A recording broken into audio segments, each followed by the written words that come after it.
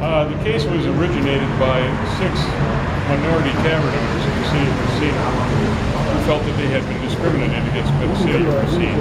And the evidence is very supportive of that. What happened was they were targeted for closure. The city, even in cooperation with the local media, conspired to get these bars closed, even though they had less egregious criminal activity and public disturbance issues. So it was a clear case of discrimination in our mind, and in the minds of the plaintiffs. And that was a lawsuit that was filed locally in Racine first? No, it was filed here in federal court. It's being handled by Kohler and Hart here in Milwaukee, and Siegel McBride, I believe, is the other law firm in Chicago. It's working in conjunction with them. I saw a series of email exchanges. Yeah, that's what this is about today. There was a motion for summary judgment filed by the defense, which required a response by the plaintiffs. The plaintiffs made that response last evening, and a voluminous amount of emails and other materials was released as a result of it being filed in the federal courts. So now it's publicly available. And it's very, very racially biased, it's very derogatory, and it's shocking. Derogatory toward minorities. Absolutely. The bar owners themselves, or minorities? The bar owners as minorities. So. Now the emails are coming from, I read some of the comments. Is that from city officials communicating with each other? Some of them are, yes. Absolutely. And what are they saying? Well, they're discussing targeting, specifically Thomas Holmes and the establishment that he had in Racine, but other establishments as well. And they were spoken of in a very derogatory fashion. And it was very clear that they had an agenda to close these bars. I mean, it was openly discussed in the emails. And there had been a previous denial that any such emails or evidence existed. As of last night, it came out that the evidence existed. And where did these emails come from? How did you get them? Well, we got the emails because they are now publicly available information. Prior to that, they were part of the discovery process in the federal trial. And I'm sure you understand what the discovery process is. It's like both sides are allowed to discover information and evidence from the other side. So that's where these all came from. Through your lawyers, your payment? Well, not my lawyers, no, but through the plaintiff's lawyers, yes. Yeah, through their discovery process. So what do you want to say today? What's the message you want to get out there?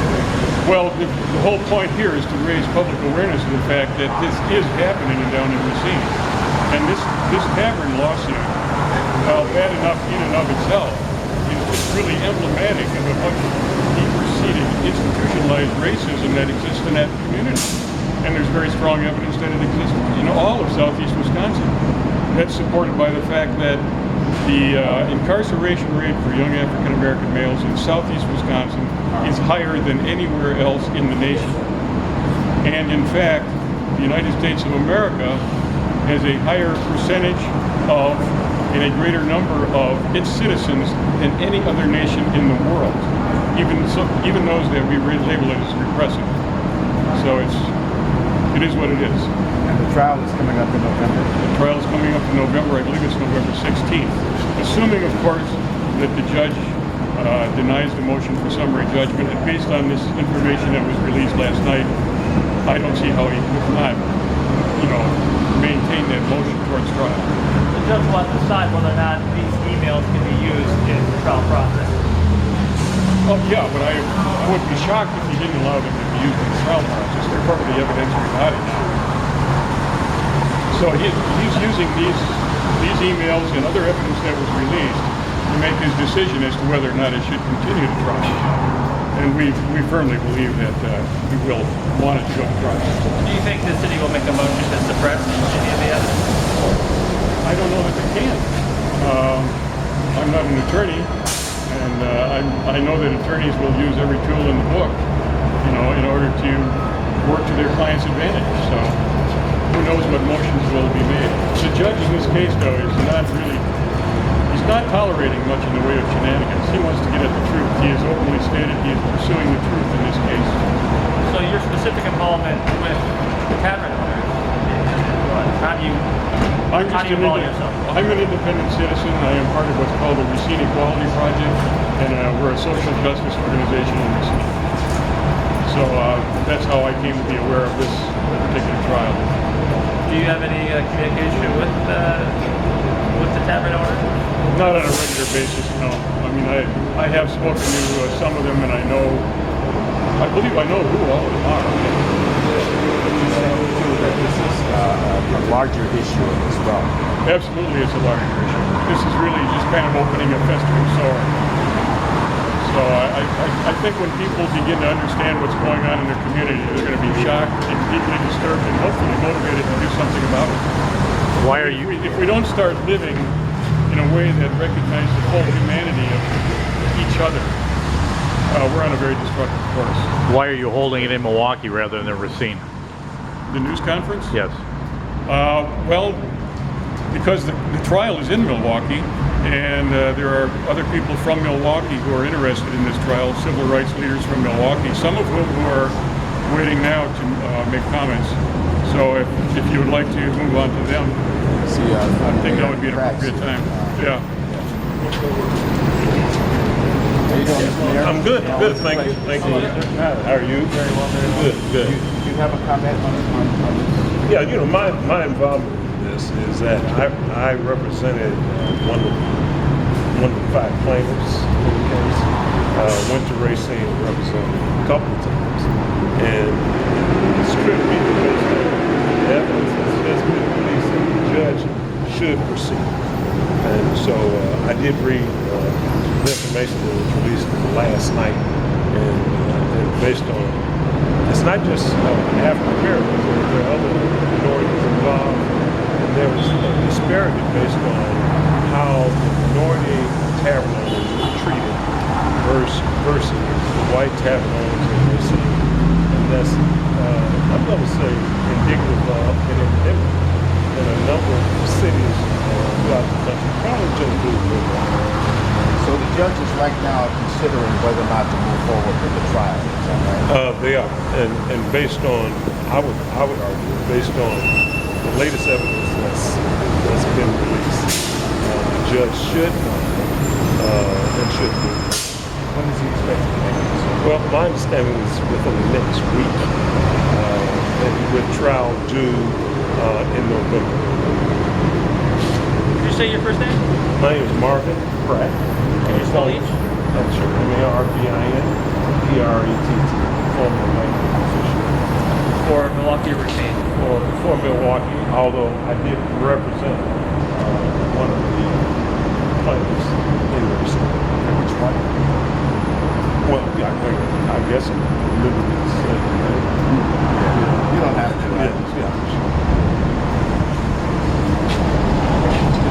My name is Kwabena Anton Nixon. Spell that, please. Kwabena, Anton Antoine, last name Nixon, 9 Nixon.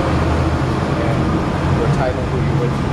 Poet, community person. I do art and poetry in the community, so just wanted to come down and represent and speak about some of the unfair things I think that are going on in Racine.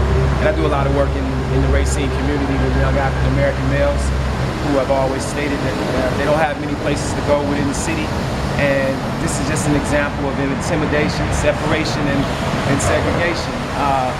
When you target a group of people and you outright say racist statements, hate statements, you're only exciting and creating the environment that's going to produce even more acts. So I was reading the emails and the statements that I've been seeing, and it's disturbing that this would come from elected officials who are supposed to represent the city. We should say that we're surprised, but the state of things right now throughout the country shows that this language is becoming a consistent theme, and if we don't change the conversation, we'll never change the situation. Well said. Homer Blow, program director, music director, radio here in Milwaukee, blowradio.com. And I'm just really bothered and appalled by all of the information that I've received, and that has been released in regards to elected officials.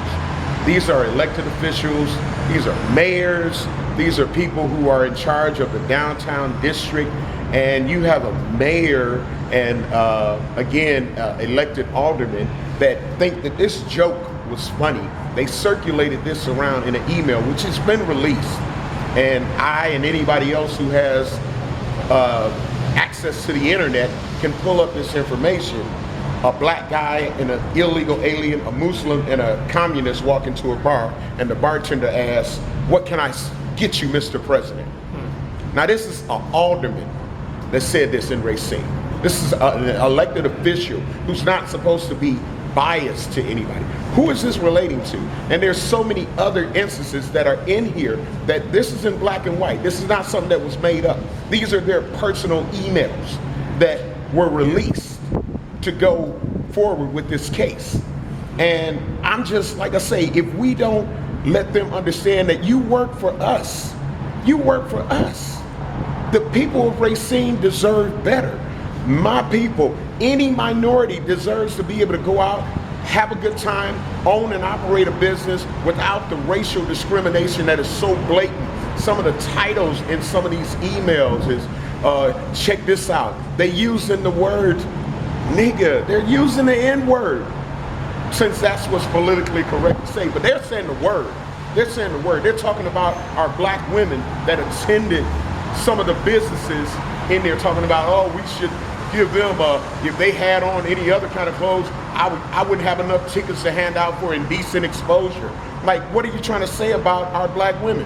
What are you trying to say about people who have a right to go out and have a good time? There are targeted things where they're literally saying, yeah, we're going to target this.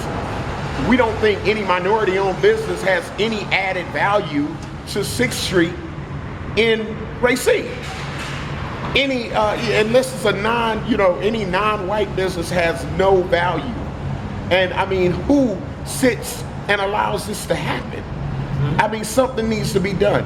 I'm telling you, the Department of Justice, somebody needs to come in and investigate this. Besides just a lawsuit, this is something that rises above that. And again, you're talking about elected officials, you're talking about mayors, you're talking about the police conversating with their little emails and their text messages. And this is who we supposed to go to and say, you protect us, you represent us. Racine needs to wake up.